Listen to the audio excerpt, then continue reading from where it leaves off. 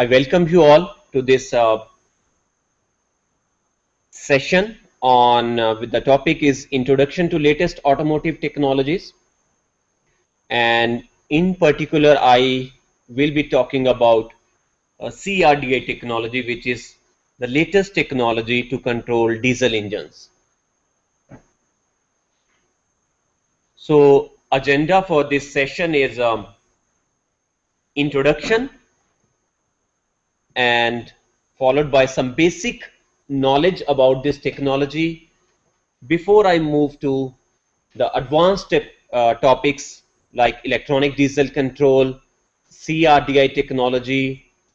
I will also take you through the advanced features of this technology, and I will also show you some videos, interactive videos, ताकि जो आपकी knowledge है, understanding है CRDI के बारे में वो और enhance हो जाए.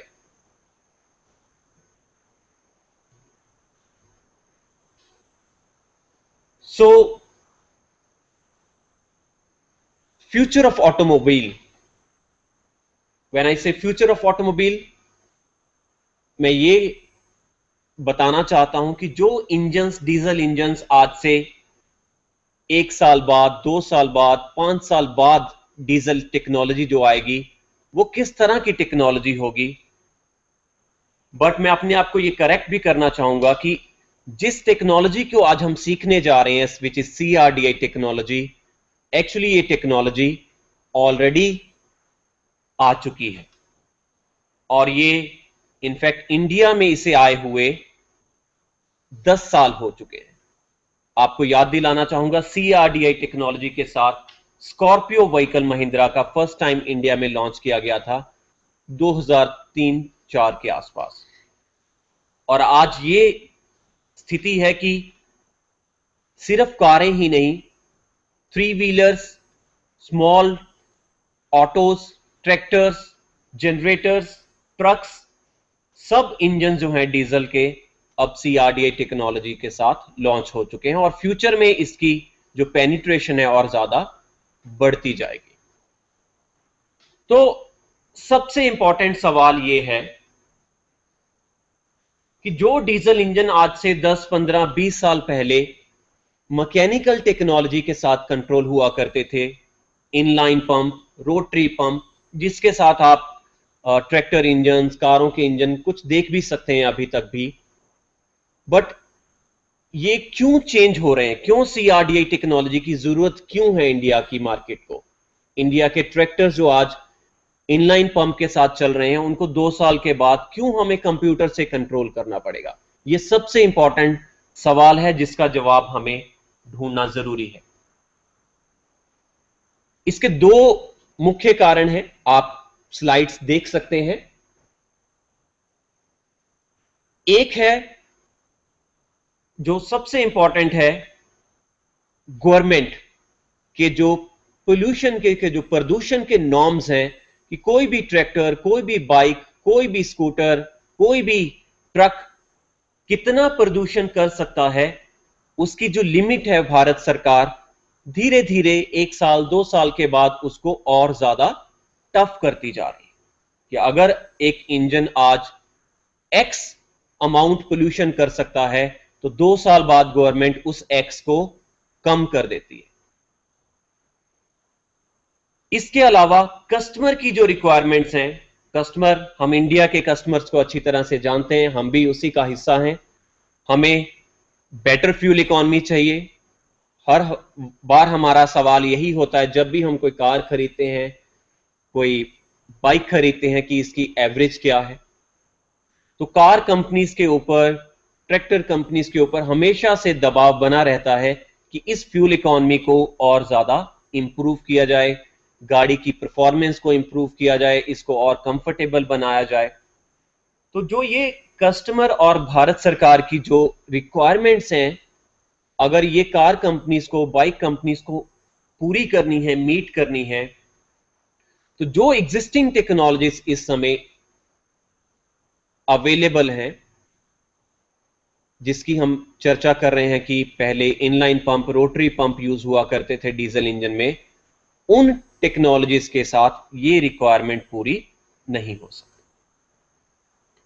तो अगर भारत सरकार कहती है कि हमें यूरो 5 या BS5 मीट करना है ट्रक के ऊपर, तो वो इनलाइन पंप के साथ मीट नहीं हो सकता। तो अगर टाटा मोटर्स को अपने ट्रक 2016-2017 में बेचने हैं, तो उनको उसका प्रदूषण आज ही कम करना पड़ेगा।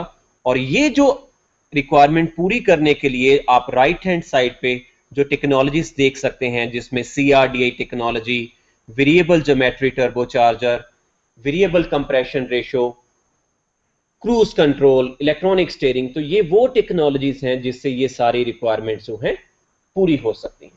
और इन सब में एक कॉमन चीज है, वो ये है कि ये सारी ही टेक्नोलॉजीज एक कंप्यूटर को यूज करती हैं गाड़ी के अंदर। थोड़ा और इलेबोरेट करना चाहूंगा कि डीजल इंजन की अगर हम बात करें, तो आप देख सकते हैं स्लाइड कि जो पुरानी टेक्नोलॉजी थी इनलाइन पंप, रोटरी पंप, वो आज रिप्लेस हो चुकी है एडवांस CRDI टेक्नोलॉजी के साथ। अब इनलाइन पंप, रोटरी पंप ना यूज होके electronic based, computer based technology use हो रही है। पेट्रोल इंजन की अगर हम बात करें, तो आज की डेट में इंजन्स में कार्बोरेटर और स्पार्क डिस्ट्रीब्यूटर ना यूज होके MPFI और इलेक्ट्रॉनिक फ्यूल इंजेक्शन यूज हो रहा है, जिसकी आप नॉलेज ऑलरेडी सेशन के अलावा और सेशंस हैं उसमें आप ले चुके होंगे, या आपको ये जानकारी दी जाएगी आने वाले 1-2 दिनों में।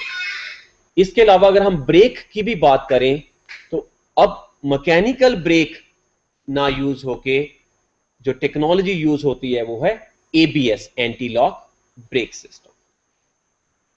तो अगर मैं समराइज करूं जो मैंने अभी तक आपको एक्सप्लेन किया, वो ये है कि अब कारों के अंदर जो ECU बेस्ड टेक्नोलॉजीज हैं वो धीरे धीरे बढ़ती जा रही हैं।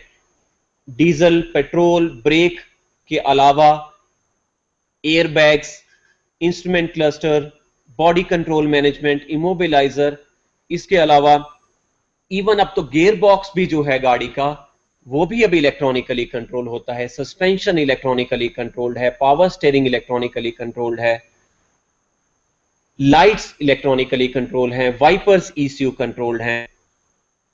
तो आज स्थिति ये है कि कारों के अंदर जितनी भी ये इनोवेशन है, नई टेक्नोलॉजीज हैं, वो इलेक्ट्रॉनिक से आ रही हैं। और ऐसा नहीं है कि गाड़ी के अंदर एक ही ECU होगा। अब एक कार के अंदर, जैसे स्विफ्ट की अगर मैं एग्जांपल दूं, तो उसमें 5 कंप्यूटर्स लगे हुए हैं, 5 ECUs हैं। और एक मर्सिडीज गाड़ी है S क्लास, जिसमें 70 से भी ज्यादा कंप्यूटर्स इस समय लगे हुए हैं, जो अलग अलग सिस्टम्स को कंट्रोल कर रहे हैं। तो ये जरूरत है कि जैसे आप लोग इस टेक्नोलॉजी को सीख रहे हैं, इस तरह की नॉलेज जो है आप स्टूडेंट्स तक भी पहुंचाएं। तो हमारी कंपनी इसमें क्या कर रही है, मैं थोड़ा सा इसमें इंट्रोडक्शन आपको दे देता हूं कि अभी तक आप ये तो समझ गए होंगे कि आने वाले जो टेक्नोलॉजी है वो किस तरह की टेक्नोलॉजी है, कंप्यूटर बेस्ड कंट्रोल होंगे, और चैलेंजेस भी हैं इसके एक्सपर्ट्स को बनाना। तो हमारी कंपनी जो है मेधावी सेंटर फॉर ऑटोमोटिव रिसर्च,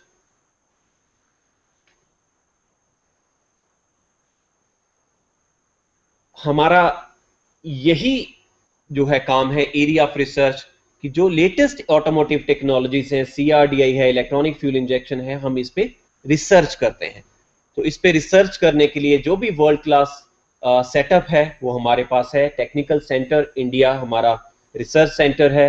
हमारा इंटरनेशनल कंपनीज के साथ भी टाई अप है, टेक्नोलॉजिकल स्ट्रेटेजिक टाई अप। और हम इंडिया की जितनी भी ऑटोमोटिव कंपनीज हैं, हम सबको अपनी सर्विसेज जो हैं दे रहे हैं। इसके अलावा हम कॉलेजेस के साथ भी काम करते हैं, ताकि वहां भी इस टेक्नोलॉजी के एक्सपर्ट्स बने, उनकी जो लेटेस्ट टेक्नोलॉजीज के बारे में नॉलेज है वो बढ़े, ताकि उनको इंडस्ट्री को वो सर्व कर सकें, उनकी हेल्प कर सकें। इंटरनेशनल टाई अप्स, तो हमारा एक इटालियन कंपनी के साथ टाई अप है, जो हम उनके साथ मिलके इंजन्स डेवलप करते हैं। इसके अलावा एक स्वीडन की कंपनी है नीरा, इनको 30 ईयर्स से भी ज्यादा का एक्सपीरियंस है।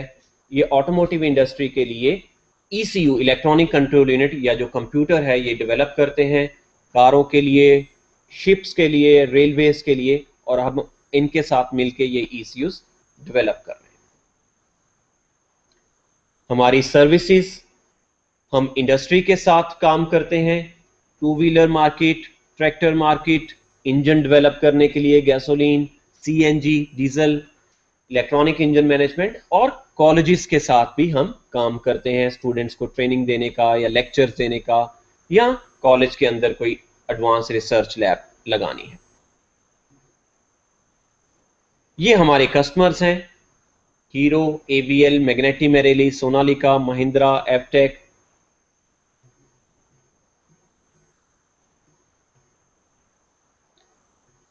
मेरी अपनी इंट्रोडक्शन, मेरा नाम योगेश कालिया है और मैं खुद एक इलेक्ट्रॉनिक्स इंजीनियर हूँ।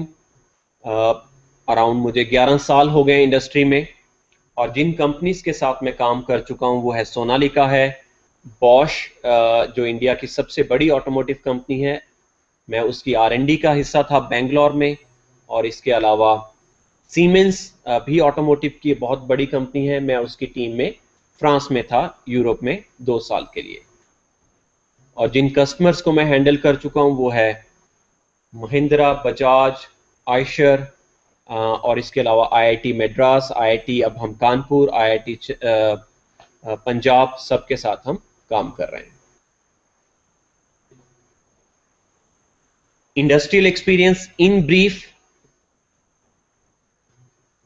जिन प्रोजेक्ट्स पे मैंने काम किया वो है ECU से पेट्रोल इंजन, ECU से हाइड्रोजन इंजन, ECU से डीजल इंजन, ECU से पोल्यूशन कैसे कम कर सकते हैं, हाइब्रिड व्हीकल, ये सारे जो प्रोजेक्ट्स मैंने इंडस्ट्री के लिए किए हैं, डिफरेंट कंपनीज के लिए। Coming to the technical topic,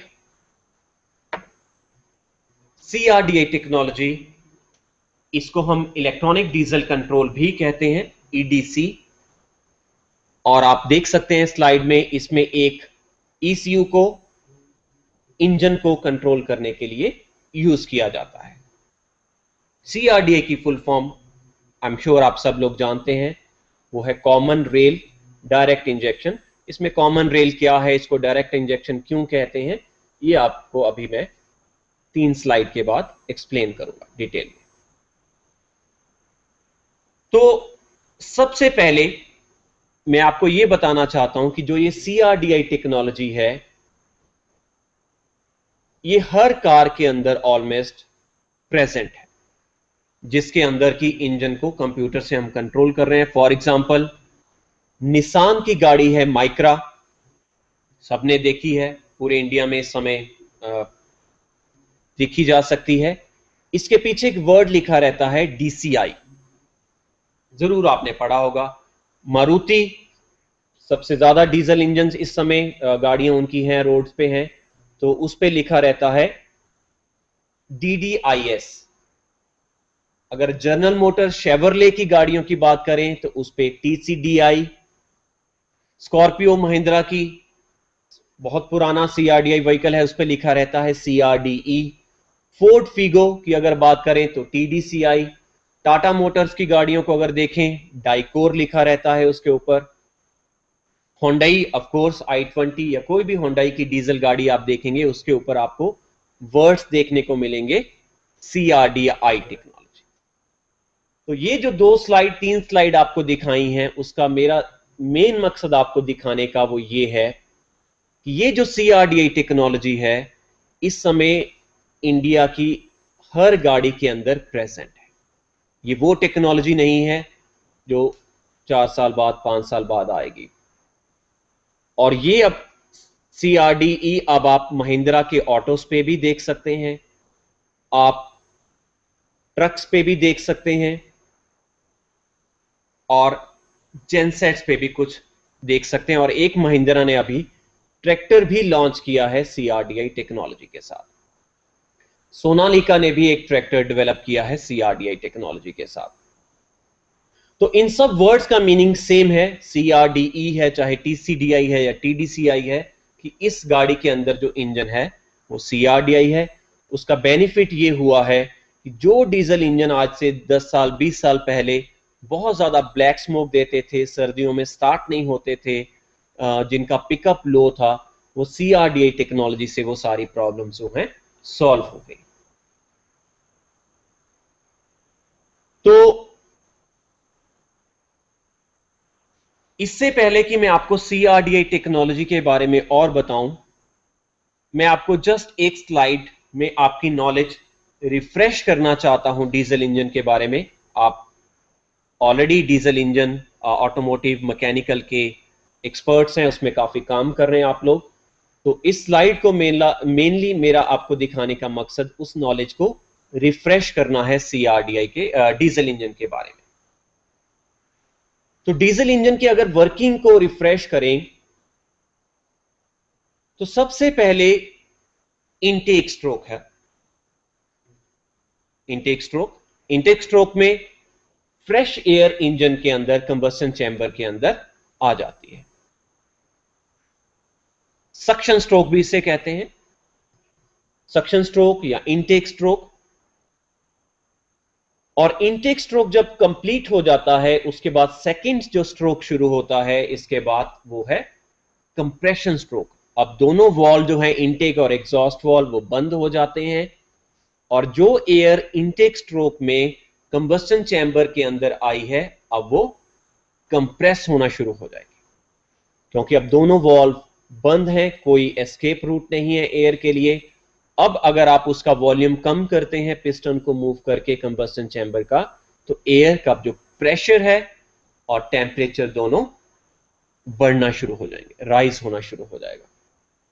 और डीजल इंजन जैसे आपको मालूम है कि ये कंप्रेशन इग्निशन इंजन है, तो जैसे ही ये पिस्टन TDC पे पहुंचता है, प्रेशर अपनी एक्सट्रीम वैल्यू पे पहुंच जाता है, टेम्परेचर हाई होता है, उस मूवमेंट पे हम, दिस इज वेरी इंपॉर्टेंट,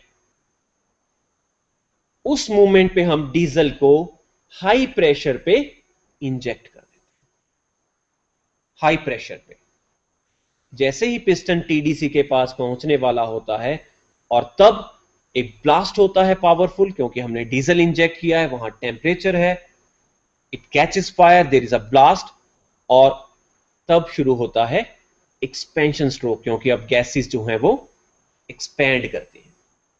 इसको हम बोलते हैं एक्सपेंशन स्ट्रोक या वर्क स्ट्रोक भी बोलते हैं, पावर स्ट्रोक भी बोलते हैं।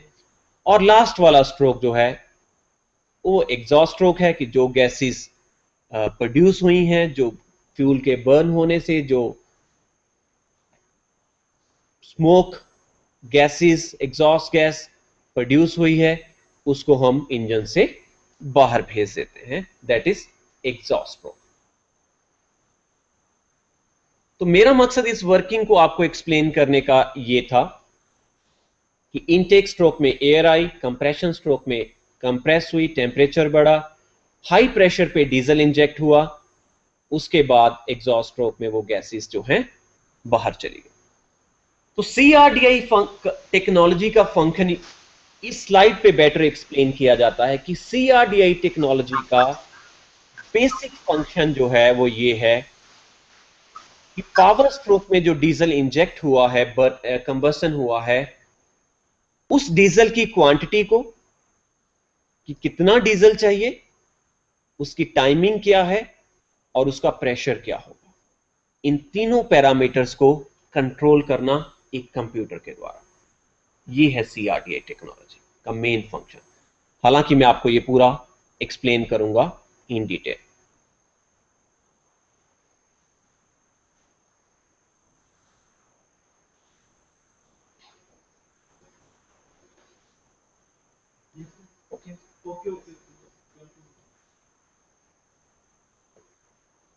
This is very very important slide, because ये बहुत ज्यादा कॉम्प्लिकेटेड नहीं है और ये आपका मैकेनिकल सिस्टम और इलेक्ट्रॉनिक डीजल कंट्रोल का जो बेसिक फंडामेंटल डिफरेंस है उसको क्लैरिफाई कर देगी।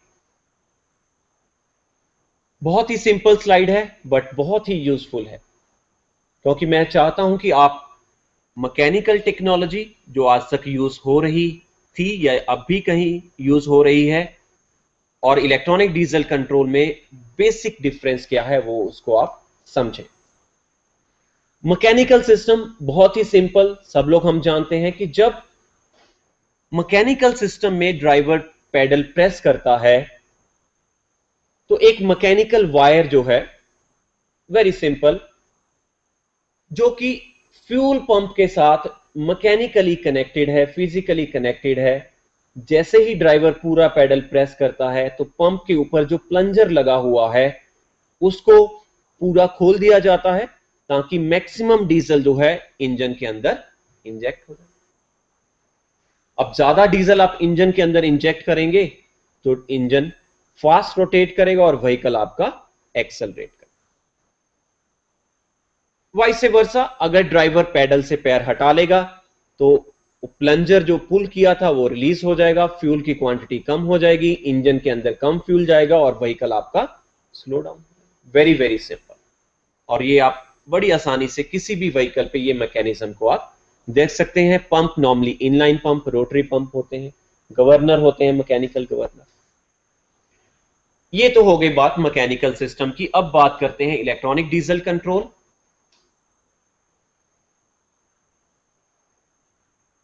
इलेक्ट्रॉनिक डीजल कंट्रोल में बेसिक डिफरेंस सबसे पहला वो ये है कि इलेक्ट्रॉनिक डीजल कंट्रोल में जब ड्राइवर पैडल प्रेस करता है तो कोई भी मैकेनिकल वायर पुल नहीं होती।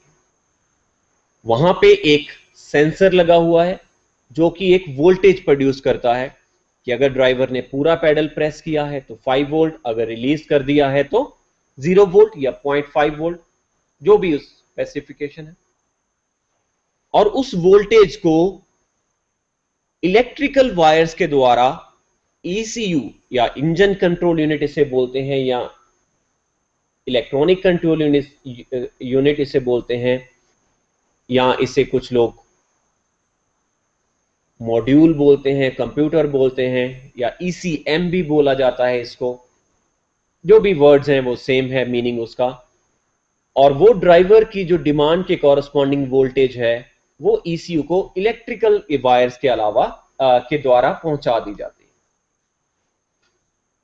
इसके अलावा ECU को बहुत सारे सेंसर जो हैं सिग्नल देते हैं, जैसे कि इंजन की स्पीड क्या है, इस समय कैमशाफ्ट की पोजीशन क्या है, इस समय क्रैंकशाफ्ट की पोजीशन क्या है, इस समय फ्यूल का टेम्परेचर क्या है, इस समय एयर का टेम्परेचर क्या है, इस समय एयर का प्रेशर कितना है, इस समय एटमॉस्फेरिक प्रेशर कितना है।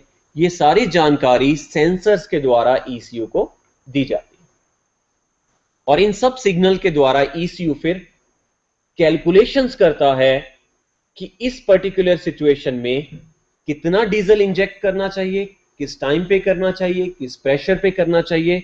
उसके अंदर सॉफ्टवेयर्स होते हैं और डेटा होता है जो कैलकुलेशंस करता है। उसके अंदर एक इलेक्ट्रॉनिक चिप होती है और ECU जो भी कैलकुलेशन करता है फिर इसकी जो कमांड है वो वहां पे इलेक्ट्रॉनिक इंजेक्टर होते हैं, उसको दे दी जाती है और वो उस कमांड के कॉरस्पॉन्डिंग जो भी कैलकुलेशंस ECU ने की है वो डीजल जो है इंजन के अंदर इंजेक्ट हो जाता है और इंजन रोटेट करता है और व्हीकल आपका एक्सेलरेट करता है।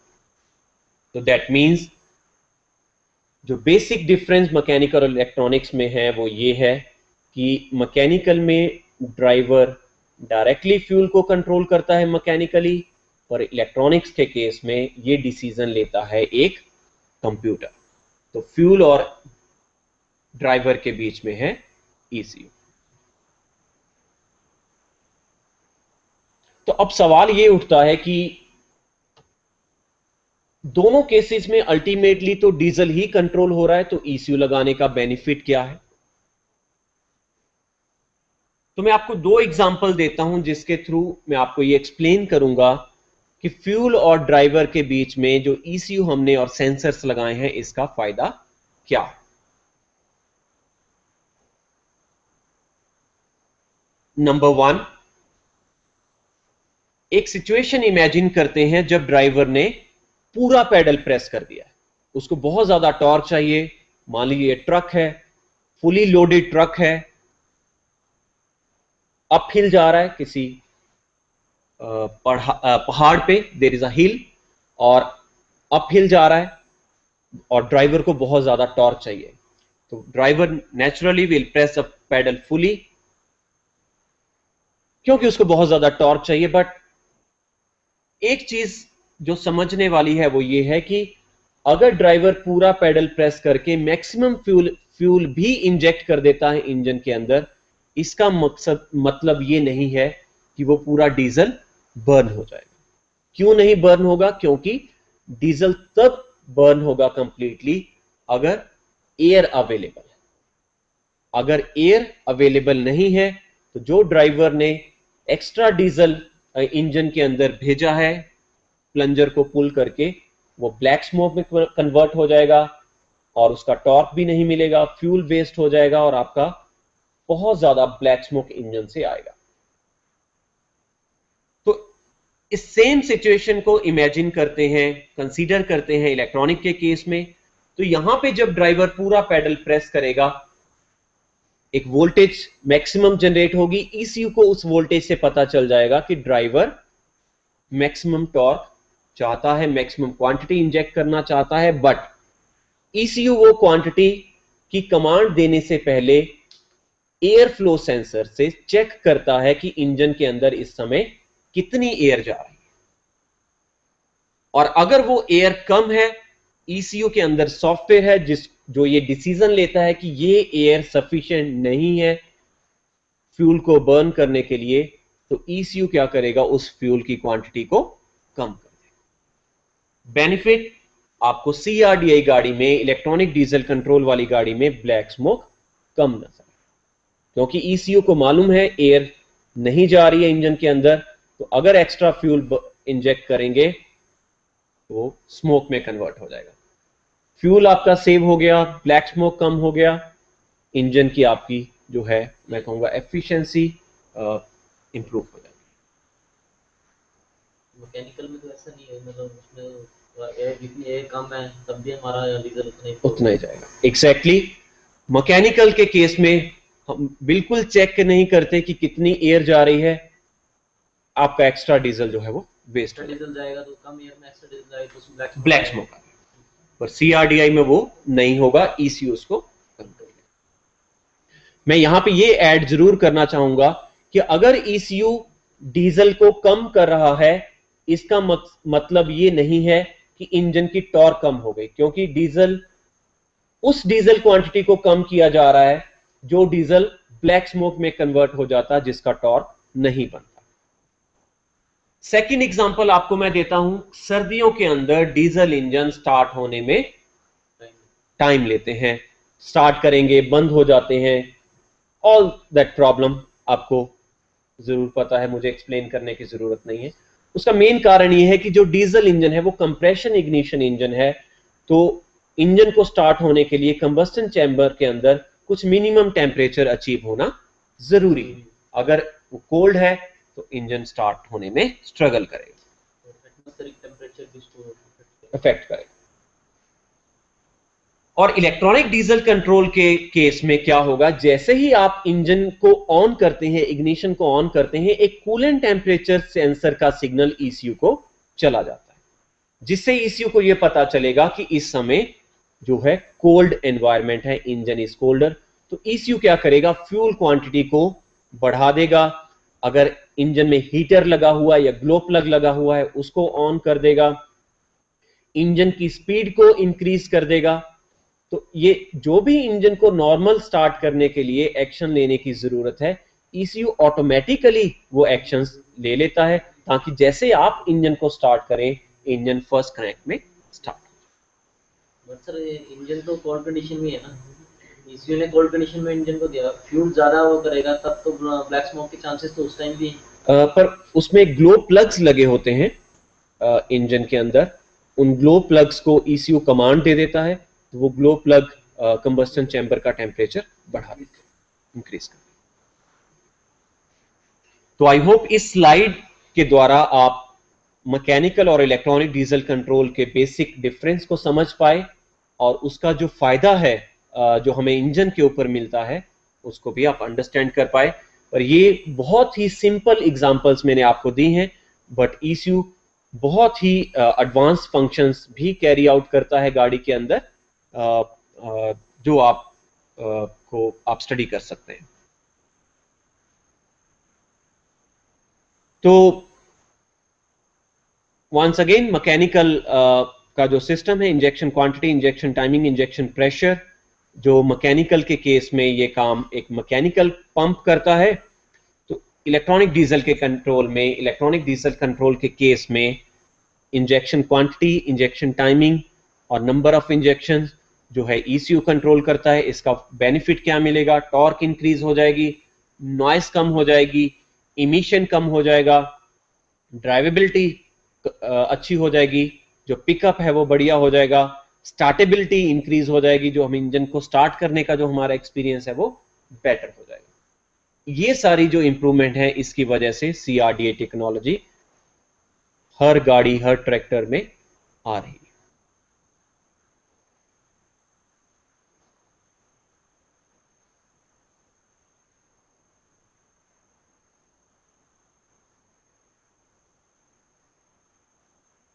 इस स्लाइड में मैं आपको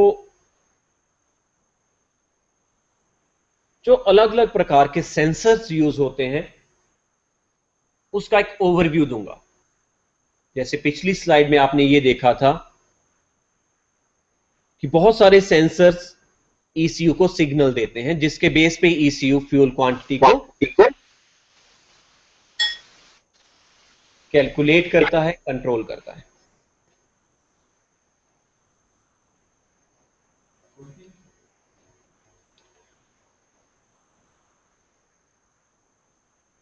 तो इस स्लाइड में मैं आपको वो सारे सेंसर्स और जो एक्चुएटर्स हैं उसके बारे में डिटेल में जो है जानकारी दूंगा।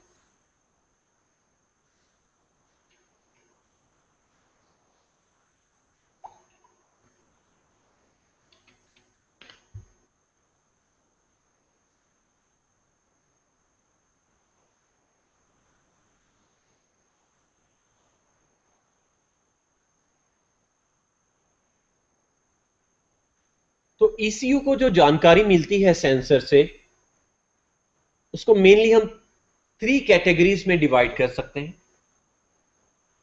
सबसे पहले ऐसे सेंसर जो इंजन के बारे में इंफॉर्मेशन देते हैं। इंजन का टेम्परेचर क्या है, कैमशाफ्ट की पोजीशन क्या है, क्रैंकशाफ्ट की पोजीशन क्या है, फ्यूल का टेम्परेचर क्या है, टर्बोचार्जर का प्रेशर क्या है, मैनिफोल्ड में टेम्परेचर कितना है इस समय। इसके अलावा व्हीकल के बारे में जानकारी दी जाती है। तो जो मेन कैटेगरीज है, इंजन के बारे में, व्हीकल के बारे में और इन्वायरमेंट के बारे में जानकारी दी जाती है।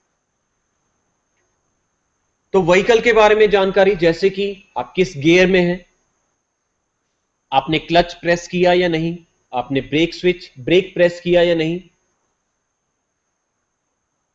एनवायरमेंट के बारे में, इस समय आप किस ऑल्टीट्यूड पे हैं, आप लद्दाख में हैं या आप दिल्ली में हैं या आप चेन्नई में हैं। इस समय एयर का टेम्परेचर क्या है। ये सारी जानकारी सेंसर्स के द्वारा ECU को दी जाती है। तो वो कौन कौन से सेंसर्स हैं? सबसे पहला very important sensor, accelerator pedal position. तो एक्सेलरेटर पेडल पोजीशन जो है, ये वो सेंसर है जो ECU को ड्राइवर की जो डिमांड है वो बताता है कि ड्राइवर कितना टॉर्क डिमांड कर रहा है, आपके पेडल की पोजीशन क्या है। इसमें सेंसर्स लगे हुए हैं जो ECU को एक वेरिएबल वोल्टेज जो है वो देते हैं, आपको मैं बता चुका। सेकंड है कैमशाफ्ट पोजीशन सेंसर। ये इंजन की कैमशाफ्ट की पोजीशन ECU को बताता है। इस सेंसर के द्वारा ECU को यह पता चलता है कि कौन सा सिलेंडर इस समय किस स्ट्रोक में है, वो सक्शन स्ट्रोक है या वो पावर स्ट्रोक है। व्हीकल स्पीड सेंसर ECU को व्हीकल की स्पीड के बारे में बताएगा। गियरबॉक्स पे लगा रहता है ये sensor. Mass air flow sensor मैं आपको बता चुका हूं, वो ये है। सिग्नल देता है ईसीयू को इंजन के अंदर कितनी फ्रेश एयर जा रही है, फिल्टर के पास रहता है, एयर फिल्टर के पास। इसके बाद है बूस्ट एयर टेम्परेचर सेंसर, कि प्रेशर के साथ जो एयर इंजन के अंदर जा रही है उसका टेम्परेचर क्या है। कूलेंट टेम्परेचर सेंसर बताएगा कि इस समय इंजन के कूलेंट का टेम्परेचर क्या है। अगर सर्दी के अंदर ओवरनाइट पार्क करने के बाद हम इंजन को स्टार्ट करते हैं तो कूलेंट टेम्परेचर सेंसर का सिग्नल इंजन के टेम्परेचर का सिग्नल को भी रिप्रेजेंट करता है कि अगर कोल्ड है या नहीं है, तो इस टेम्परेचर सेंसर के सिग्नल से ईसीयू को पता चल जाता है कि इंजन इस समय कोल्ड है। इनलेट टेम्परेचर सेंसर ये बताएगा इस समय जो एयर इंजन के अंदर जा रही है उसका टेम्परेचर क्या है। फ्यूल टेम्परेचर बताएगा सेंसर की फ्यूल का टेम्परेचर क्या है।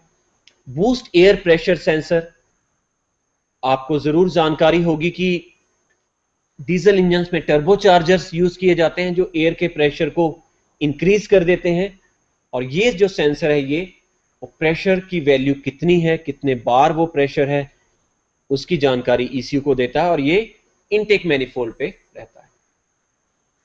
एटमॉस्फेरिक प्रेशर सेंसर,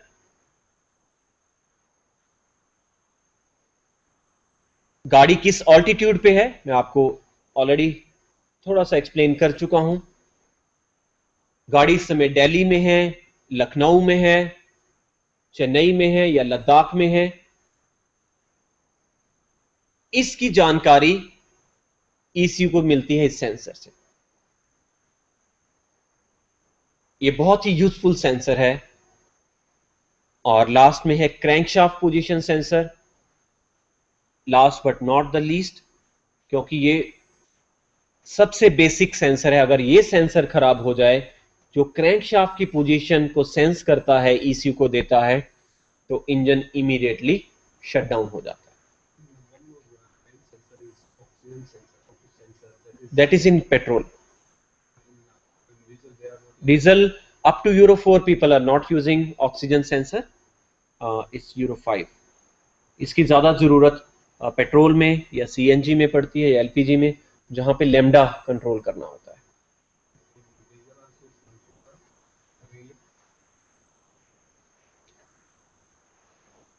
तो ये वो सारे सेंसर्स हैं जो ईसीयू को सिग्नल देते हैं। तो ये मैंने आपको कुछ जेनरिक सेंसर बताए हैं। तो आपको किसी गाड़ी में 2 सेंसर कम भी मिल सकते हैं, 2 सेंसर ज्यादा भी मिल सकते हैं। जो एडवांस टेक्नोलॉजी की गाड़ियां हैं उसमें 2-4 सेंसर एक्स्ट्रा भी हो सकते हैं। जो सिंपल व्हीकल्स हैं, ऑटोज हैं, जेनसेट्स हैं, उसमें कम सेंसर भी हो सकते हैं। बट ये नॉर्मली यही सेंसर जो हैं यूज किए जाते हैं CRDI टेक्नोलॉजी में। और जो मेन आउटपुट्स हैं जो ईसीयू कमांड्स देता है, सबसे इंपॉर्टेंट है इंजेक्टर्स,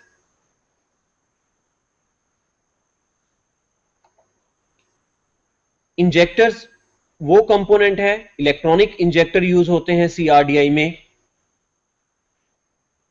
जो ईसीयू से कमांड लेते हैं और उस कमांड के कॉरस्पॉन्डिंग डीजल की क्वांटिटी को इंजेक्ट किया जाता है। फॉर एग्जांपल, अगर ईसीयू ने सेंसर्स के बेस पे, सिग्नल पे बेस पे ये कैलकुलेट किया है कि 50 ग्राम डीजल चाहिए, 100 मिलीग्राम, 10 मिलीग्राम डीजल इंजेक्ट करना है, तो ईसीयू उस क्वांटिटी के कॉरस्पॉन्डिंग एक इलेक्ट्रिकल सिग्नल इंजेक्टर को देगा, और इंजेक्टर उस इलेक्ट्रिकल सिग्नल के कॉरस्पॉन्डिंग उतनी क्वांटिटी सिलेंडर के अंदर, जिस सिलेंडर के अंदर भी ईसीयू ने कमांड दी है, इंजेक्ट कर। इसके अलावा रेल प्रेशर, ये मैं आपको बताऊंगा अगली स्लाइड में, किस प्रेशर पे डीजल इंजेक्ट हो रहा है, इस प्रेशर को भी ईसीयू कंट्रोल करता है, वेरी कर सकता है। जो वेरी करता है 150 बार से लेके 150 बार से लेके अप टू 1600 बार। किसी कंडीशन में हमें प्रेशर ज्यादा की जरूरत पड़ती है तो ईसीयू कमांड देके उस प्रेशर को इंक्रीज कर देगा।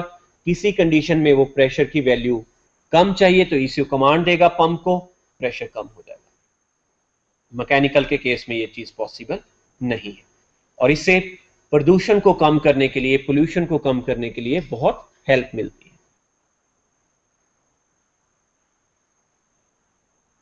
अब जो टेक्नोलॉजी अवेलेबल है, हम 1600 बार को भी बढ़ा के 1800 बार, और अब जो लेटेस्ट टेक्नोलॉजी अवेलेबल है, we can go up to 2500 bars, which is 2500 times atmospheric pressure. Rail के अंदर, आपको अगली स्लाइड में दिखाऊंगा, जो CRDI में कॉमन रेल है, उस रेल के अंदर जो प्रेशर है, मैं उसकी बात कर रहा हूं। इसके अलावा है EGR, एक टेक्नोलॉजी है एग्जॉस्ट गैस रिसर्कुलेशन। तो ECU एग्जॉस्ट गैसेस को रिसर्कुलेट भी कर सकता है, ग्लो प्लग्स को भी कंट्रोल कर सकता है। मैंने आपको एक्सप्लेन किया था कि अगर इंजन कोल्डर है और ECU इंजन के टेम्परेचर को बढ़ाना चाहता है, तो ECU इमीडिएटली कमांड देगा ग्लो प्लग्स को। इसके अलावा टर्बोचार्जर भी अब एडवांस टेक्नोलॉजी के अवेलेबल हैं, जिसको हम turbo VGT, variable geometry turbo, या VNT, वेरिएबल नोजल टर्बाइन, ये वो टर्बोचार्जर हैं जिसमें टर्बाइन स्पीड को भी इलेक्ट्रॉनिकली कंट्रोल किया जा सकता है। और ये काफी गाड़ियों में इस समय अवेलेबल भी हैं। ये वो टर्बोचार्जर हैं कि अगर ECU को ये लगता है कि इंजन के अंदर एयर की सप्लाई सफिशिएंट नहीं है, कम है, तो ECU टर्बो को कमांड देके एयर की सप्लाई को इंक्रीज कर सकता है। VGT, तो ECU बेसिकली टर्बोचार्जर को भी कंट्रोल कर रहा है। तो ये मेनली कुछ आउटपुट्स हैं। इसके अलावा नॉर्मली ECU एयर कंडीशनिंग को भी कंट्रोल कर सकता है। डैशबोर्ड पे जो आप इंजन स्पीड, व्हीकल स्पीड देख रहे हैं, उसको भी कंट्रोल कर सकता है, और भी बहुत सारे फंक्शंस ECU कर सकता है। ये कुछ मैंने मेन फंक्शंस आपको बताए।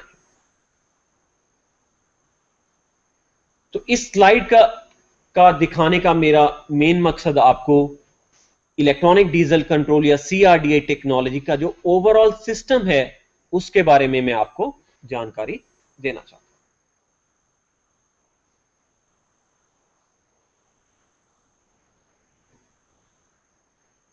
तो अब एक स्लाइड में मैं समराइज कर देता हूं।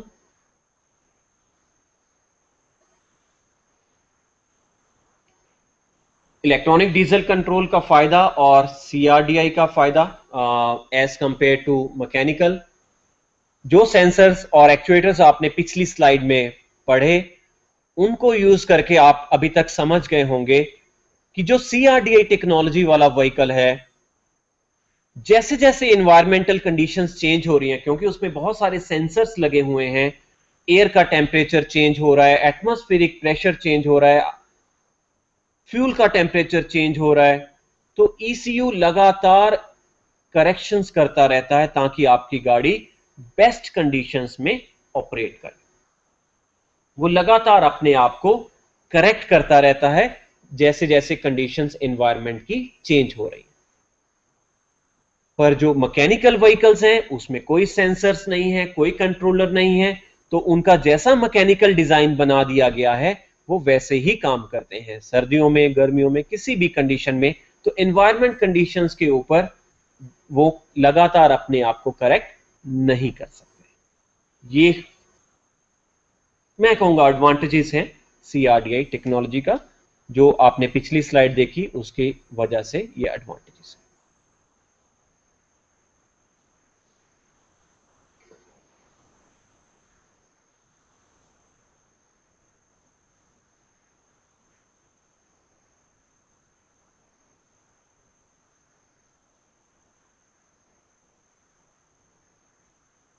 अब मैं आपको CRDI टेक्नोलॉजी इन रियलिटी कैसे काम कर रही है, क्योंकि CRDI टेक्नोलॉजी एक इलेक्ट्रॉनिक डीजल कंट्रोल है, इसमें डीजल को इलेक्ट्रॉनिकली कंट्रोल कर रहे हैं हम। तो जो आप अपनी स्क्रीन पे देख रहे हैं, लेफ्ट हैंड साइड पे 4 इंजेक्टर और उसके नीचे एक रेल है और एक पंप है, this is exactly the CRDI technology. इसका फुल फॉर्म भी आप पढ़ पा रहे हैं, common rail direct injection system. तो इसके जो मेन कंपोनेंट हैं CRDI टेक्नोलॉजी के, वो हैं सेंसर्स हैं, ECU है और इसमें एक हाई प्रेशर पंप है, रेल है और इलेक्ट्रॉनिक इंजेक्टर्स। तो जो पाइप आप देख सकते हैं जिसके साथ ये सारे इंजेक्टर्स हाई प्रेशर पाइप के साथ के द्वारा जुड़े हुए हैं, उसको हम कहते हैं कॉमन रेल। तो कॉमन रेल को जो डीजल दिया जाता है, आप देख सकते हैं हाई प्रेशर पंप भी कनेक्टेड है इस रेल के साथ। तो ये काइंड ऑफ अ रेजर्वायर है जिसके अंदर high pressure pump always high pressure के साथ डीजल को मेंटेन रखता है। इसका प्रेशर आप जानते हैं, इस रेल के अंदर प्रेशर जो है वेरी करता है 150 बार से लेके 1500 बार तक। और ये कौन डिसाइड करेगा? ECU। तो ECU पंप को कमांड देगा और पंप अकॉर्डिंगली इस रेल के अंदर प्रेशर जो है बनाता है। और आप ये भी देख सकते हैं कि ये सारे इंजेक्टर्स रेल के साथ कनेक्टेड हैं। दैट मींस हमेशा इंजेक्टर के पास हाई प्रेशर पे डीजल अवेलेबल है, बट ये इंजेक्ट कब करेंगे? जब इनको ECU कमांड देगा। और कितना इंजेक्ट करेंगे? जितना इनको ECU कमांड देगा। So in the common rail system, fuel is distributed to the injectors from a high pressure accumulator called the rail. तो CRDI टेक्नोलॉजी में जो फ्यूल डिस्ट्रीब्यूट किया जाता है इंजेक्टर्स को, वो एक एक्यूमुलेटर से किया जाता है जिसको हम कहते हैं रेल। और रेल को फ्यूल की सप्लाई कहां से मिलती है? हाई प्रेशर पंप से। और पंप ड्राइव लेता है नॉर्मली इंजन से। तो आपको मैं बता चुका हूं already, the pressure in the rail as well as the start and end of injection in each cylinder are electronically control. तो कौन से सिलेंडर में इंजेक्शन होगी, किस टाइम पे होगी, कितनी क्वांटिटी पे होगी, कितने प्रेशर पे होगी, ये सारी डिसीजन मेकिंग जो है वो लेता है ECU। किस बेस पे? सेंसर के सिग्नल पे बेस पे। और इसके अंदर जो सॉफ्टवेयर और डेटा हमने फीड किया हुआ है। इसके एडवांटेजेस क्या हैं कि जो नॉइस है वो कम हो जाती है, पोल्यूशन कम हो जाता है, फ्यूल एफिशिएंसी इंप्रूव हो जाती है। इसके अलावा एक और टेक्नोलॉजी या एक और हाई लेवल का जो इसका फीचर है वो मैं आपके साथ शेयर करना चाहता हूं कि आपको याद होगा कि मैकेनिकल सिस्टम में जो डीजल है वो एक ही बार सारा इंजेक्ट कर दिया जाता है। कंप्रेशन स्ट्रोक जैसे ही एंड होता है हम सारा डीजल एक बार में ही इंजेक्ट करते हैं। पावरफुल ब्लास्ट होता है, उससे बहुत ज्यादा नॉइस प्रोड्यूस होती है, इसलिए डीजल इंजन बहुत ज्यादा नॉइसी हुआ करते थे। पर CRDI टेक्नोलॉजी में क्या किया जाता है, सारा डीजल एक बार में ना इंजेक्ट करके उसको छोटे छोटे पार्ट्स में डिवाइड कर दिया जाता है। उसको हम कहते हैं कॉन्सेप्ट ऑफ मल्टीपल इंजेक्शन, कि हम सारा डीजल एक बार में ना इंजेक्ट करके, आपको मैं स्लाइड दिखाना चाहूंगा।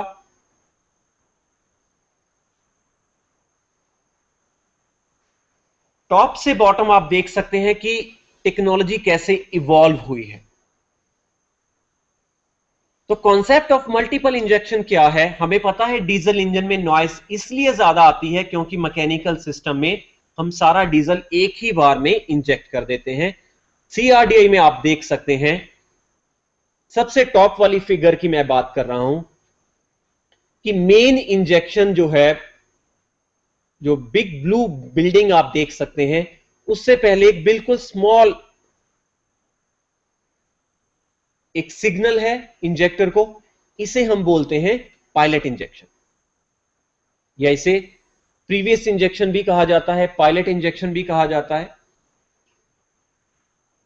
इसका फायदा यह है कि मेन इंजेक्शन करने से पहले हम पायलट इंजेक्शन मींस बहुत ही small quantity of diesel ECU injector को कमांड देके इंजन के अंदर इंजेक्ट करता है। फायदा इससे जो कंबस्टन प्रोसेस है कंबस्टन चैम्बर के अंदर वो स्टार्ट हो जाता है,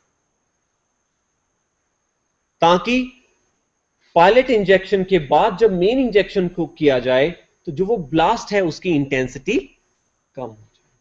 फायदा क्या होगा? नॉइस कम हो जाएगी डीजल।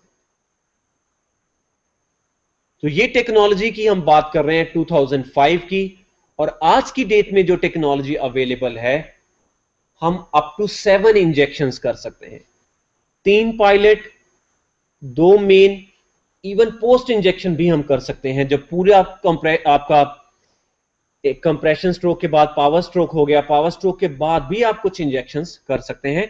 तो ईसीयू कमांड देता है इंजेक्टर्स को, इलेक्ट्रॉनिक कमांड, बहुत ही फास्ट ये टेक्नोलॉजी है, बहुत ही फास्ट कंप्यूटर्स हैं, उसकी वजह से ये हम अचीव कर पाए हैं। और इसी का कारण है, इसी का एडवांटेज है, यही वो कारण है जिसकी वजह से आज डीजल इंजन का जो पोल्यूशन है वो कम हुआ है, स्मोक भी कम हो जाता है, इस टेक्नोलॉजी से नॉइस कम हो जाती है। अब मैं आपको एक इस टेक्नोलॉजी रिलेटेड वीडियो भी दिखाना चाहूंगा, अगर ये पॉसिबल है तो आपको उससे सीआरडीआई टेक्नोलॉजी का कॉन्सेप्ट आपका क्लियर हो जाएगा। इसके अलावा आप मल्टीपल इंजेक्शंस होती हुई देख सकेंगे। एक एनिमेशन है, एक वीडियो है।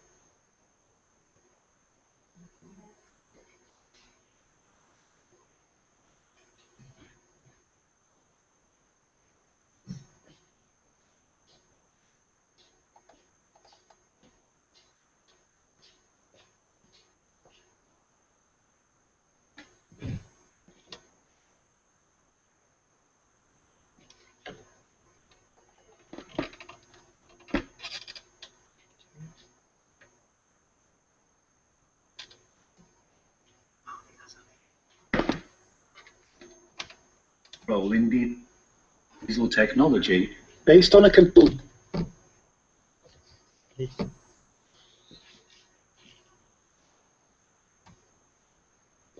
Audi has a leading role in diesel technology based on a competitive edge that goes back decades. Audi engineers have achieved decisive breakthroughs time and time again, the largest being the world's first TDI engine in a car, introduced by Audi in 1989. TDI is today a strong, economic and efficient alternative for the power engine of the future. The modern common rail system sends 1,800 bar of injection pressure to the fuel injector needles with piezo injectors, which distribute the power optimally in the combustion chamber. Due to the extremely quick reaction time in millisecond range, up to 5 separate injection processes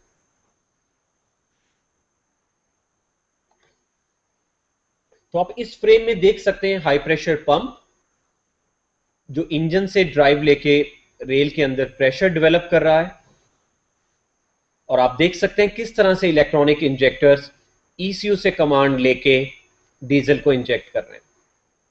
power optimally in the combustion chamber. Due to the extremely quick reaction time in millisecond range, up to 5 separate injection processes can be achieved per cycle, which are also variable. In addition to the main injection processes, pre- and post-injection processes are also possible. Pre-injection moderates the acoustic hardness, the so-called rattling of the combustion process. Post-injection is specifically to raise the temperature of the exhaust gas and therefore for regeneration of the standard diesel particulate filter. These factors together allow exact, highly efficient combustion. The TDI turbochargers are part of a new generation. In the intake manifold of the engine, there are swirl flaps which are used to regulate the inflow of air in order to achieve optimal combustion. This use of technology allows high maximum torque of 5,400 RPM and clearly improves the thermodynamics in the combustion chambers. It allows the engine to run with a very high rate of back-fed and heavily cooled exhaust gas. The colder combustion with lower oxygen content massively lowers the output of nitrous oxide. Economy, low emissions, large power output, realized by forward-looking technologies. The latest generation TDI engines are highly efficient, high-tech power units.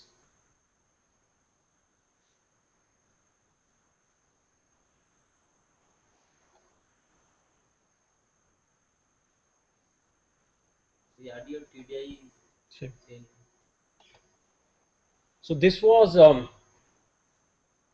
Audi technology, they call it TDI, and this video you can also find online. This is Audi technology, and you might have seen up to 5 injections happening. It was not one main injection, up to 5 injection जो है हो रही थी. तो diesel एक बार में ना inject होके 5 बार में इंजेक्ट हो रहा था.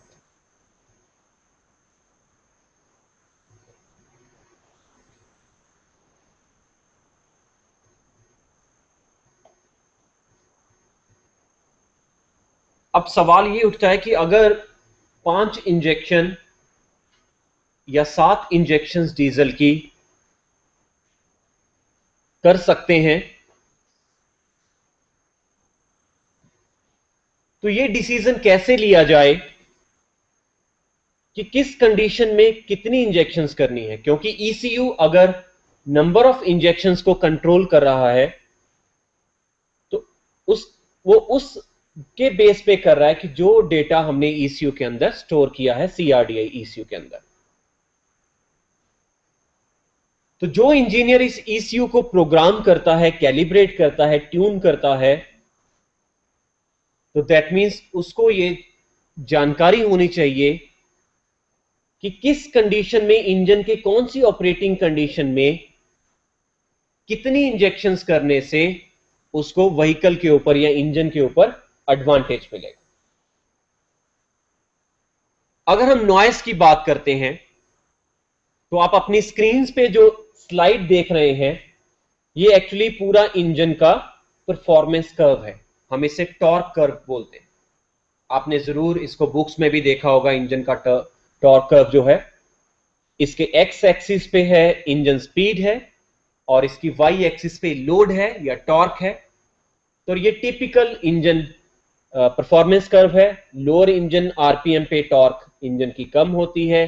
डीजल की मीडियम रेंज में टॉर्क फ्लैट होती है, पीक टॉर्क आती है, और हायर आरपीएम पे टॉर्क दोबारा से ड्रॉप हो जाती है अराउंड 4000-4500 आरपीएम के पास.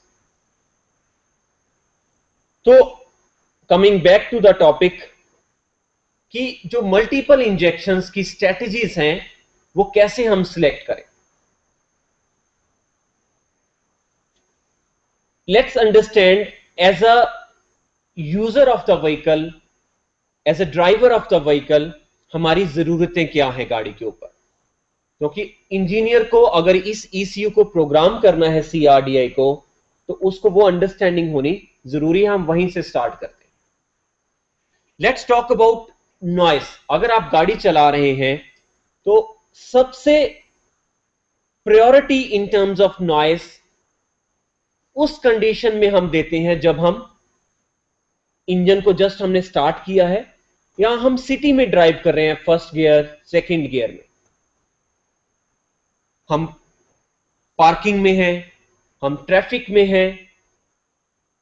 वी विल नॉट लाइक कि इंजन बहुत ज्यादा नॉइस प्रोड्यूस करे. जैसे हम इंजन स्टार्ट करें तो दैट मीन्स जो नॉइस की प्रायोरिटी है हमारी वो है, अगर हम इन टर्म्स ऑफ इंजीनियरिंग अब बात करें तो जो लोअर इंजन आरपीएम है और लो लोड है, आप देख सकते हैं स्लाइड पे भी, जो डार्क ब्लू रीजन आप देख सकते हैं, ये वो रीजन है जहां पे हमारी प्रायोरिटी नॉइस की है. हमें इस रीजन में नॉइस नहीं चाहिए क्योंकि ये वो रीजन है जब इंजन पार्किंग एरिया में या ट्रैफिक में या फर्स्ट गियर सेकंड गियर में चलता है, क्योंकि इंजन के ऊपर लोड कम होता है, स्पीड भी कम होती है. तो हम ECU को अब इस तरह से प्रोग्राम करेंगे, नंबर ऑफ इंजेक्शन इस अकॉर्डिंगली सिलेक्ट करेंगे कि नॉइस इंजन की कम आए. That means we will be going for pilot injection followed by a main injection. तो दैट मीन्स CRDI टेक्नोलॉजी ने आपको एक फ्लेक्सिबिलिटी दी है, एडवांटेज दी है किसी भी कंडीशन में नॉइस को कम करने के लिए.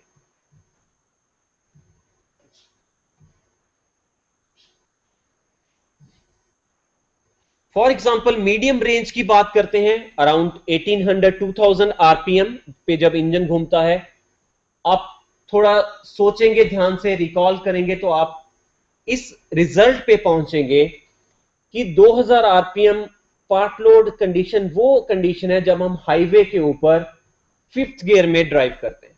आप कभी भी अपनी गाड़ी को फिफ्थ गियर में 80 की स्पीड या 100 की स्पीड पे लेके जाके आप इंजन आरपीएम चेक करेंगे तो आप देखेंगे कि इंजन की स्पीड नॉर्मली 1800 2000, मैं डीजल की बात कर रहा हूं दोबारा से, उसी रेंज में डीजल इंजन की स्पीड होती है। तो उस कंडीशन में अगर हम बात करें तो हमारी जो प्रायोरिटी है एज अ ड्राइवर, हम चाहेंगे कि उस कंडीशन में मैक्सिमम फ्यूल एफिशिएंसी, ताकि जो एवरेज है वो ज्यादा से ज्यादा हो। तो दैट मीन्स जो इंजीनियर उस कंडीशन में ईसीयू को प्रोग्राम करेगा वो इस तरह से करेगा कि वहां पे ज्यादा से ज्यादा फ्यूल एफिशिएंसी मिले हमें। अब मैंने आपको एक और चीज बताई थी at the beginning of lecture, pollution norms, क्योंकि गवर्नमेंट भी हर इंजन मैन्युफैक्चरर को, कार मैन्युफैक्चरर को टारगेट्स देता है इमिशन को कम करने का। इमिशन में नॉर्मली नाइट्रोजन ऑक्साइड, डाइऑक्साइड होते हैं, नॉक्स उसे बोलते हैं, या डीजल इंजन का स्मोक होता है, एचसी होता है, सीओ है। तो जो यही मीडियम रेंज फर्दर लो लोड जो आर पॉइंट्स हैं, आपको ग्रे कलर या लाइट ब्लू कलर नजर आ रहा होगा, वहां पे जो प्रायोरिटी होती है हमारी वो होती है इमिशन। तो वहां पे जो नंबर ऑफ इंजेक्शन सिलेक्ट किए जाते हैं वो इस तरह से किए जाते हैं कि वहां पे कम से कम pollution. Last topic, higher RPM पे हमारी प्रायोरिटी होती है पावर। तो दैट मींस आप देख सकते हैं एक्सट्रीम राइट जहां पे व्हाइट आपको नजर आ रहा होगा एरिया, ये वो एरिया है जहां पे हमें मैक्सिमम पावर चाहिए इंजन से। तो जैसे ही इस इंजन 3500 आरपीएम या 4000 आरपीएम से ऊपर जाता है, दैट मींस अब हमें मैक्स पावर चाहिए इंजन से। तो हम जो पायलट इंजेक्शन या पोस्ट इंजेक्शन हम कर रहे हैं, हम सबको बंद करके हमारा फोकस रहता है इंजन से मैक्सिमम पावर एक्सट्रैक्ट करना। तो दैट मींस सीआरडीआई टेक्नोलॉजी में हम ईसीयू को इस तरह से प्रोग्राम करते हैं कि मैक्स आरपीएम पे हमें मैक्सिमम पावर मिले। तो बेसिकली जो चीज हम अंडरस्टैंड कर सकते हैं, जो इस स्लाइड का, इस टॉपिक का टेक अवे है, वो ये है कि नंबर ऑफ इंजेक्शंस बढ़ाने का एडवांटेज है, नॉइस कम हो रहा है, पोल्यूशन कम हो रहा है, फ्यूल एफिशिएंसी इंप्रूव हो रही है। मैकेनिकल में ये चीज इम्पॉसिबल है, सीआरडीआई में ये आपको फ्लेक्सिबिलिटी मिलती है क्योंकि अब यहां पे इंजेक्शन ईसीयू कंट्रोल्ड है, तो आप जिस कंडीशन में जितनी इंजेक्शन चाहें उतनी आप करवा सकते हैं। अब आप किस कंडीशन में कितनी करवाना चाहते हैं ये डिपेंड करता है जो उसका इंजीनियर, जो उसको प्रोग्राम कर रहा है, जो उसका यूजर है। Optimum performance, power, torque and emissions. Yes, तो ये जो ऑप्टिमाइज कर रहा है इंजीनियर इसको, ये उसके ऊपर डिपेंड करता है। सीआरडीआई टेक्नोलॉजी ने तो आपको एक प्लेटफॉर्म दे दिया, एक फ्लेक्सिबिलिटी दे दी, एक आपको खाली स्लेट दे दी। अब आप उसके ऊपर क्या लिखते हैं ये आपकी नॉलेज है, आपकी रिक्वायरमेंट है, आपका कॉन्सेप्ट है।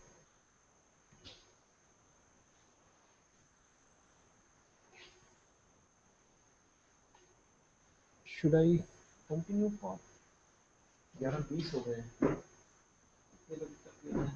11:30 का 5 मिनट और। आप क्वेश्चन आंसर्स पूछ ली, समवन हैज लव। ओके, तो 5 मिनट बाद हम ब्रेक करेंगे। तो अगला टॉपिक मैं नहीं चाहूंगा कि हम स्टार्ट करें क्योंकि वो थोड़ा लंबा टॉपिक है। तो ये 5 मिनट मैं यूटिलाइज करना चाहूंगा कि क्योंकि अभी तक जो यहाँ पे ऑडियंस है उनके साथ तो इंटरेक्शन हुई है। तो अगर आपका कोई फीडबैक है, कोई पॉइंट है, कोई सवाल है तो आप पूछ सकते हैं। कोई क्वेश्चन है?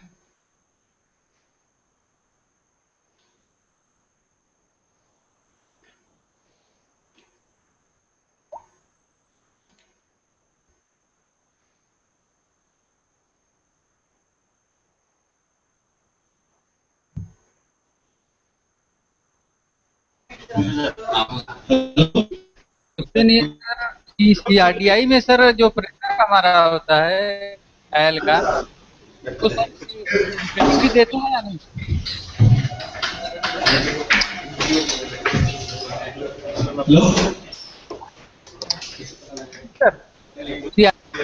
सर जो हमारा आयल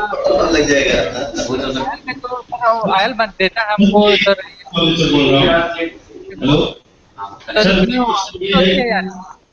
टॉर्क अगर मैक्सिमम टॉर्क है और उसके लिए क्या उसके लिए मैक्सिमम आरपीएम होना चाहिए? मैक्सिमम टॉर्क के लिए मैक्सिमम आरपीएम की रिक्वायरमेंट होनी चाहिए या नहीं होनी चाहिए? क्योंकि हमेशा इंजन में ये लिखा रहता है कि this is HP. Excuse me, in fact मैं ये चाहूंगा कि जो क्वेश्चन पुट अप करना एक्सपर्ट्स को, हम one by one every centre को हम एक एक क्वेश्चन पूछेंगे। तो कोई भी क्वेश्चन जो टॉपिक से रिलेटेड है, you can ask the expert. तो सबसे पहले मैं कहूंगा कि चंदौली, ये पंडित रामधर पॉलिटेक्निक चंदौली से कनेक्ट कीजिए, वहां से देखते हैं क्या क्वेश्चन है उनका। चंदौली से देखो।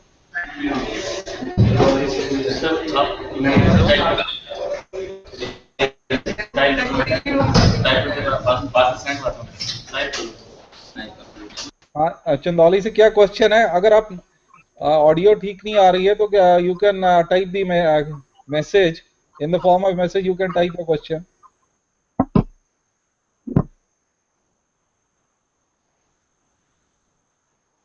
ये हो रहा चंदौली से हुआ। There is a question, how during the idling period does the ECU controls the fuel injection? Okay. After that. This is from Chandoli. No, sir, this is from RBI Digital.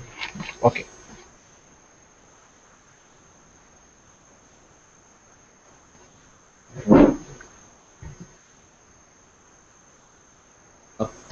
Okay. कर देना। Question है RVIT Bijnor UP से। बहुत ही मैं कहूंगा बढ़िया सवाल है। मैं सबके लिए रिपीट कर देता हूं ये सवाल, ताकि आप सब इस जवाब से बेनिफिट ले सकें। सवाल ये है कि जब इंजन आइडल कंडीशन में है, दैट मींस ड्राइवर ने पेडल प्रेस नहीं किया है, तो उस कंडीशन में ECU फ्यूल कैसे कंट्रोल करता है? क्योंकि उस समय तो ड्राइवर डिमांड प्रेजेंट ही नहीं है। तो इसका जवाब मैं आपको यह देना चाहता हूं कि ECU के अंदर एक सॉफ्टवेयर एल्गोरिदम होता है कि जैसे ही ड्राइवर डिमांड 0 होती है, idle speed set point governor, एक सॉफ्टवेयर फंक्शन होता है ECU के अंदर। दोबारा से बताता हूं, idle speed set point governor. तो ECU एक आइडल स्पीड का सेट पॉइंट कैलकुलेट करता है, जो वेरी करता है नॉर्मली 750-800 RPM, और वो भी जो उसका इंजीनियर है वो उसको प्रोग्राम करता है। प्लस अगर कूलेंट टेम्परेचर कम है तो ECU उस सेट पॉइंट को बढ़ा देता है। तो मान लीजिए वो सेट पॉइंट है 850 RPM है या 800 RPM है, तो ये जो आइडल RPM का सेट पॉइंट है, ECU के अंदर एक PID कंट्रोलर होता है, या आइडल RPM कंट्रोलर भी हम उसे बोलते हैं, या PID कंट्रोलर होता है। तो वो एक्चुअल RPM और सेट पॉइंट का डिफरेंस मेजर करता है, उसके अकॉर्डिंगली लगातार फ्यूल क्वांटिटी को करेक्ट करता रहता है, ताकि जो सेट पॉइंट है 800 उसको मेंटेन किया जा सके। They are having picture like that, how air is entering when accelerator pedal is not pressed, and how they No, then that is fuel not. How during the idling period does the ECU control the fuel injection? it's a mixer of like that. That's air, how is air is No, that is petrol concept, because in diesel it's not like that. Is petrol. Petrol we are using ISCV. In diesel In diesel also it's electronic electro throttle body, and there is no throttle body in diesel. Diesel there is no throttle body. Air is coming without any restriction into the engine. We are controlling the engine torque by only controlling the fuel quantity. there is another question. What is the pressure of pump used in CRDA technology? This is from? It's a mixed question, sir. Okay, so we have another question that what is the pressure of high pressure pump in CRDA technology? I think I've answered this question during lecture के दौरान मैं इसका जवाब दे चुका हूं पहले ही, कि मैं आपको स्लाइड पे लेके जाना चाहूंगा दोबारा। 500 to 1500। जी, तो जिसका भी ये सवाल है, आप देख सकते हैं कि हाई प्रेशर पंप जो है रेल के अंदर प्रेशर बिल्ड कर रहा है, और ये प्रेशर कितना होगा ये डिसाइड करता है ECU, और ये वेरी करता है 150 बार से लेके अप टू 1500 बार। और अब जो लेटेस्ट टेक्नोलॉजी अवेलेबल है, ऐसे पंप बन चुके हैं, अवेलेबल हैं, प्रोडक्शन में है, जिसमें ये प्रेशर जो है 2500 बार तक अचीव किया जा सकता है। And what are the advantages of post injection? What are the, okay, this is also very good question. Question ये है, नेक्स्ट क्वेश्चन की मैं बात कर रहा हूं, कि मैंने आपको इस स्लाइड में बताया था कि हम पोस्ट इंजेक्शन भी कर रहे हैं। आप देख सकते हैं अपने स्क्रीन पे। माफी चाहूंगा, आपको मैंने दिखाया पर एक्सप्लेन नहीं किया। It's a good question. Pilot injection जैसे मैंने आपको बताया था, ये इंजन का नॉइस कम करती है। पोस्ट इंजेक्शन का मेन मकसद होता है एग्जॉस्ट टेम्परेचर को रेज करना, बढ़ाना। ये ड्यूरिंग एग्जॉस्ट स्ट्रोक की जाती है इंजेक्शन, और इसका मेन ऑब्जेक्टिव होता है कि जो सूट पार्टिकल्स हैं, जो स्मोक है, उसको दोबारा से टेम्परेचर को रेज करके बर्न कर दिया जाए। और इसका मेन एडवांटेज मिलता है ब्लैक स्मोक को कम करने के लिए, या इसे PM को कम करने के लिए, या सूट पार्टिकल्स को कम करने के लिए। तो जो आपने सुबह कहा था PM, तो इस तरह की टेक्नोलॉजीज अवेलेबल है कि हम डीजल इंजन का स्मोक कम कर सकते हैं। Then there is question engine power versus RPM relation 30 bhp and 500 RPM means. Sorry, What is the meaning of engine power versus RPM relation? The 30 bhp and 500 RPM. I mean, पूछ रहा दिया होता ना specification में। जी, I mean I would say ये इस topic के साथ तो रिलेटेड नहीं है सवाल। It's a very basic fundamental, मैं कहूंगा ऑटोमोटिव इंजन का है ये, क्योंकि कोई भी इंजन जो टॉर्क प्रोड्यूस करता है, which is a basic output, जो है इंजन का बेसिक कैरेक्टरिस्टिक है, और जो पावर है वो एक कैलकुलेटेड वैल्यू है। तो जो टॉर्क आप देख सकते हैं अपनी स्क्रीन पे, तो ये इंजन की आउटपुट है टॉर्क, अगर आप मेजर करें उसकी शाफ्ट पे ऊपर, और आप पावर इसकी कैलकुलेट कर सकते हैं। तो आप देख सकते हैं कि ये जो टॉर्क है इस समय कांस्टेंट नहीं होती है, फ्लैट टॉर्क नहीं होता है इंजन का, ये ओवर द RPM ये वेरी कर रही है। तो दैट मींस जब भी किसी भी इंजन का टॉर्क स्पेसिफाई किया जाता है या पावर को स्पेसिफाई किया जाता है, उसके साथ ये स्पेसिफाई करना जरूरी होता है कि वो टॉर्क किस RPM पे आई है। अगर जैसे आपका सवाल है कि 35 bhp at what is the value, 500 RPM. 35 bhp and 500 RPM. Okay, ये थोड़ा सा अनरियलिस्टिक है फिगर, बट स्टिल मैं इसको यूज करता हूं। 35 bhp एट 500 RPM मींस कि जो 35 HP पावर आई है वो 500 RPM पे आई है। अगर आप 550 पे या 450 पे इस पावर को चेक करेंगे तो आपको 35 bhp नहीं मिलेगी।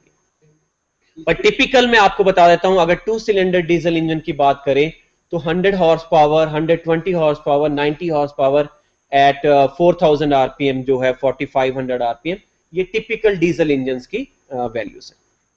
Is there any mechanical backup provided to the sensors ECU sensors? Question repeat करेंगे। अगला सवाल है कि मुझे पता है ये कहां से आ रहा है सवाल, कि अगर कोई सेंसर खराब होता है तो क्या कोई मैकेनिकल बैकअप अवेलेबल है या नहीं है। ये सवाल अक्सर आता है, बहुत ही अच्छा सवाल है, रीजनेबल है पूछना, कि हम सब कुछ अब सेंसर्स और ECU के ऊपर डिपेंड हो गए हैं। अगर ये फेल हो जाए कभी तो ड्राइवर या गाड़ी के साथ क्या होगा। तो पहला आपको डराने वाला आंसर देता हूं, वो ये है कि अगर कोई सेंसर या ईसीयू खराब होता है या इंजेक्टर खराब होता है तो कोई मैकेनिकल बैकअप नहीं। This is a straight answer. ऐसा नहीं है कि ईसीयू आप निकाल लीजिए तो इंजन आपका मैकेनिकल पंप पे स्टार्ट हो जाएगा, ये गलत होगा।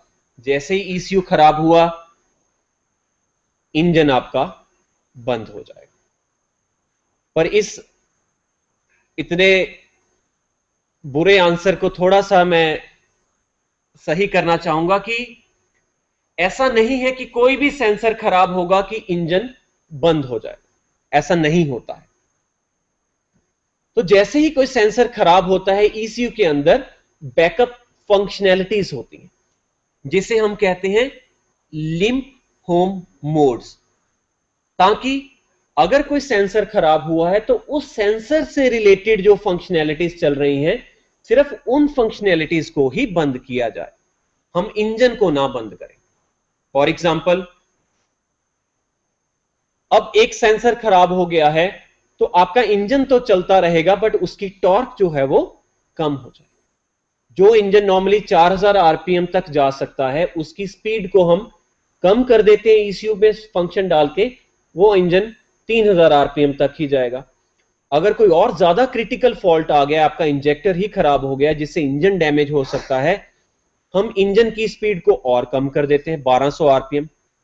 इसका मेन मकसद ये है कि अगर आपकी गाड़ी में कोई मेजर फॉल्ट आता है तब भी हम इंजन को बंद करें, अदरवाइज आप चलते रहें, एटलीस्ट मैकेनिक तक जरूर पहुंच जाएं। जी, वो अगर खराब है तो इंजन, बट कुछ क्रिटिकल सेंसर्स हैं, जैसे इन्होंने पॉइंट आउट किया कि अगर क्रैंकशाफ्ट सेंसर ही खराब हो जाए तो I think this is the only sensor कि अगर क्रैंकशाफ्ट सेंसर ही खराब हो जाए फिर हम इंजन को चलता नहीं रख सकते, हमें इमीडिएटली इंजन को शट डाउन करना पड़ता है। कैमशाफ्ट सेंसर की जरूरत पड़ती है स्टार्ट करने के लिए,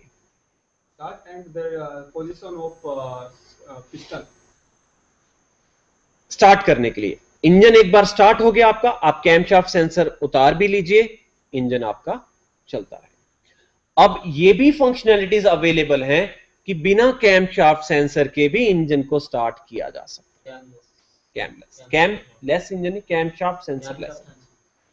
तो आई होप आपको इस सवाल का आंसर मिला। अगला सवाल, What are the advantages of post injection and is there any return of fuel flow pump in CRDA technology? जो इसमें दो सवाल हैं। एक है कि पोस्ट इंजेक्शन का फायदा क्या है और दूसरा है कि जो हाई प्रेशर पंप है उससे कोई रिटर्न है या नहीं है, फ्यूल रिटर्न। तो जो फर्स्ट ऑफ ऑल ये दोनों क्वेश्चन बिल्कुल भी रिलेटेड नहीं है और फर्स्ट क्वेश्चन का मैं आंसर ऑलरेडी दे चुका हूं, पोस्ट इंजेक्शन का फायदा क्या है। हाई प्रेशर पंप जो है ये भी बहुत ही प्रैक्टिकल क्वेश्चन है मैं कहूंगा, और इसका आंसर है कि हाई प्रेशर पंप से फ्यूल रिटर्न होता है। इसका आंसर हां है, और कारण ये है कि जो हाई प्रेशर पंप आपका फ्यूल को प्रेशराइज कर रहा है, ये इस फंक्शन को करने के दौरान बहुत ही हीटअप हो जाता है। इसको लुब्रिकेशन के लिए भी डीजल को ही यूज किया जाता है। तो जो डीजल आपका लुब्रिकेशन के लिए यूज किया जाता है और जो स्लाइटली हीटअप भी हो जाता है, उसको हम रिटर्न पाइप के द्वारा टैंक में भेज देते हैं। और इसके साथ मिलता जुलता आंसर यह भी दे देता हूं कि सीआरडीए इंजेक्टर से भी डीजल रिटर्न होता है। तो हम इंजेक्टर्स का रिटर्न, पंप का रिटर्न दोनों कंबाइन करके वापस टैंक में भेज देते हैं।